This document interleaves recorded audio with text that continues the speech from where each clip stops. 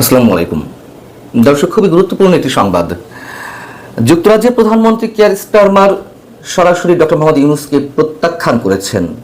তিনি আমাদের প্রধান উপদেষ্টার সঙ্গে দেখা করতে চান না, এমন একটি কথা আন্তর্জাতিক গণমাধ্যম ফিনান্সিয়াল টাইমসকে জানিয়েছেন খোদ আমাদের প্রধান উপদেষ্টা ডক্টর মোহাম্মদ ইউনূস নিজেই। কেন তিনি আন্তর্জাতিক একটি গণমাধ্যমে এভাবে কথা বলতে গেলেন নিজের সম্পর্কে? এতে কি তিনি নিজেকে ছোট করলেন না, নাকি সজ্ঞানেই ইচ্ছাকৃতভাবেই কোনো বিশেষ কৌশলে তিনি এই কথাগুলো সেখানে বললেন? সে বিষয়ে আলোচনা যাব। তার আগে আপনাদের একটু জানিয়ে রাখি, ফিনান্সিয়াল টাইমস যুক্তরাষ্ট্র ভিত্তিক গণমাধ্যম। এই ফিনান্সিয়াল টাইমস যুক্তরাজ্যের বর্তমান প্রধানমন্ত্রী কিয়ার স্টারমার বিরোধী গণমাধ্যম হিসেবে পরিচিত। এই ফিনান্সিয়াল টাইমসই বাংলাদেশের সাবেক প্রধানমন্ত্রী শেখ হাসিনার বোন শেখ রেহানার মেয়ে টিউলিপ সিদ্দিকীর দুর্নীতি নিয়ে বেশি মাত্রায় রিপোর্ট প্রকাশ করেছে। ফিনান্সিয়াল টাইমস আবার ডক্টর মোহাম্মদ ইউনূসের প্রতি অনেকটা সদয়, এই বিষয়টিও আমরা জানি। এবং খুব আলোচিত যে সংবাদ, সাবেক ছাত্র সমন্বয়কদের দল গঠনে ডক্টর মোহাম্মদ ইউনূস তিনি নিজে উৎসাহ দিয়েছেন, এই কথা তিনি এই ফিনান্সিয়াল টাইমসকেই জানিয়েছিলেন। আমাদের একটু মেলানো দরকার।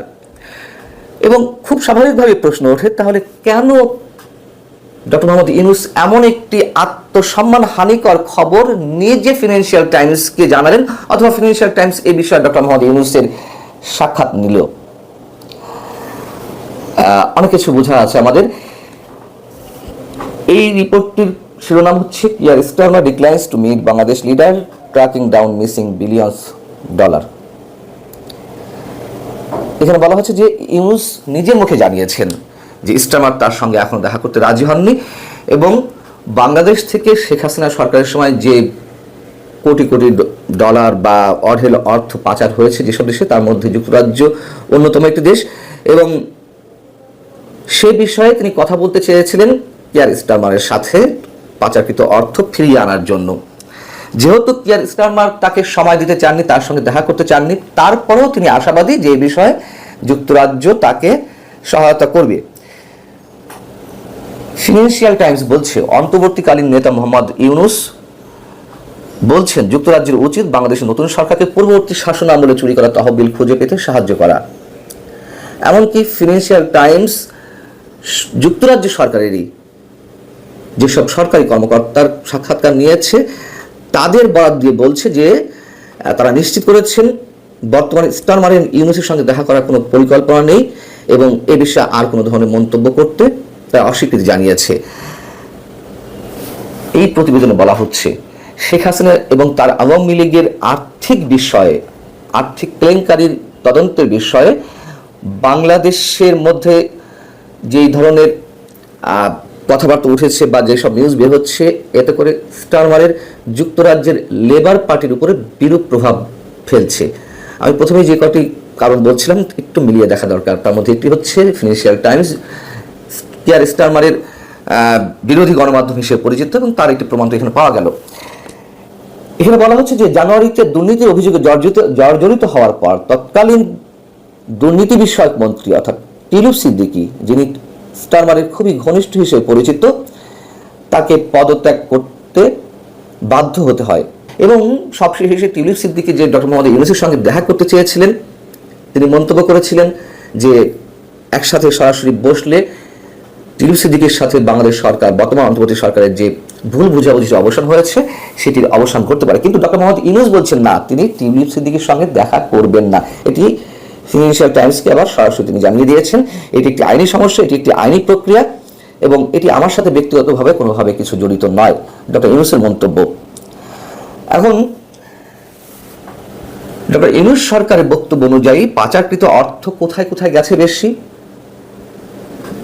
যুক্তরাজ্য, কানাডা, সিঙ্গাপুর সহ মধ্যপ্রাচ্য ভিত্তিক বেশ কয়েকটি দেশে এই পাচারকৃত অর্থ রয়েছে। এবং যেটি এই প্রতিবেদন জানাচ্ছে, যুক্তরাজ্য সফর দিয়েই শুরু এই পাচারকৃত অর্থ উদ্ধার করতে ডক্টর মোহাম্মদ ইউনূস যুক্তরাজ্য দিয়ে শুরু করেছেন, এবং তিনি আরো অনেক দেশ সফর করবেন। মজার বিষয় হচ্ছে যে এই যুক্তরাজ্য সফরের আগে ইউনূস প্রশাসন থেকে জানানো হয়েছিল যে এটি একটি সরকারি সফর, এবং তিনি চার্লস হারমোনি অ্যাওয়ার্ড গ্রহণ করতে যুক্তরাজ্য যাচ্ছেন, এটি মূল উদ্দেশ্য, এটিকে সামনে রেখে তার যুক্তরাজ্য সফর।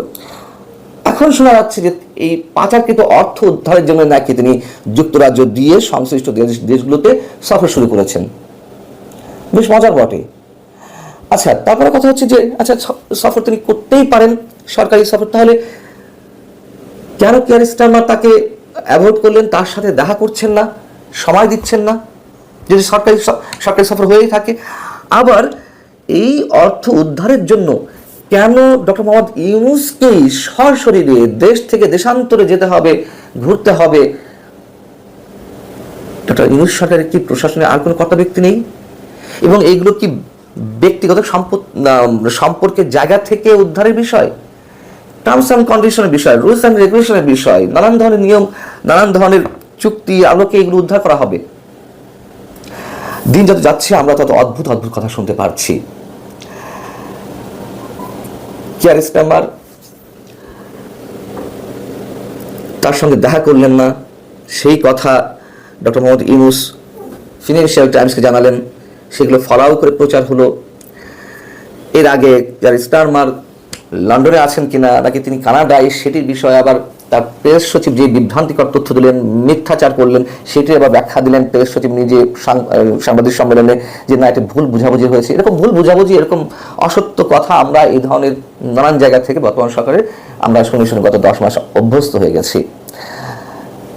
এবং যেটি বলছিলাম যে কেন ডক্টর মোহাম্মদ ইউনূস এভাবে বললেন যে যুক্তরাজ্যের প্রধানমন্ত্রী তার সঙ্গে দেখা করতে চান না, হতে পারে কোনো কারণ যে অর্থ উদ্ধারের বিষয়টি এত সহজ নয়। অর্থ পাচার হয়েছে, এটা আমরা সবাই স্বীকার করি। কি পরিমাণ অর্থ, যে পরিমাণ অর্থের কথা বলা হচ্ছে সেই পরিমাণ অর্থ কিনা, অথবা তার নিজের অযোগ্যতাকে ঢাকার জন্য, যে তিনি উদ্ধার করতে পারবেন না, সেই ধরনের ক্যাপাসিটি তার নেই, ক্যাপাবিলিটি তার নেই, সেই নিজের ব্যর্থতা ঢাকতেই আগে ভাগে কিয়ার স্টারমারের উপরে দোষ চাপানোর চেষ্টা কিনা, যে তিনি তাকে সাহায্য করছেন না, দেখা করছেন না। থাকতে পারে নানান ধরনের হিসেব নিকেশ, আন্তর্জাতিক আরও অনেক ধরনের সমীকরণ নিশ্চয়ই এর মধ্যে রয়েছে। ভালো থাকুন সবাই, আল্লাহ হাফিজ।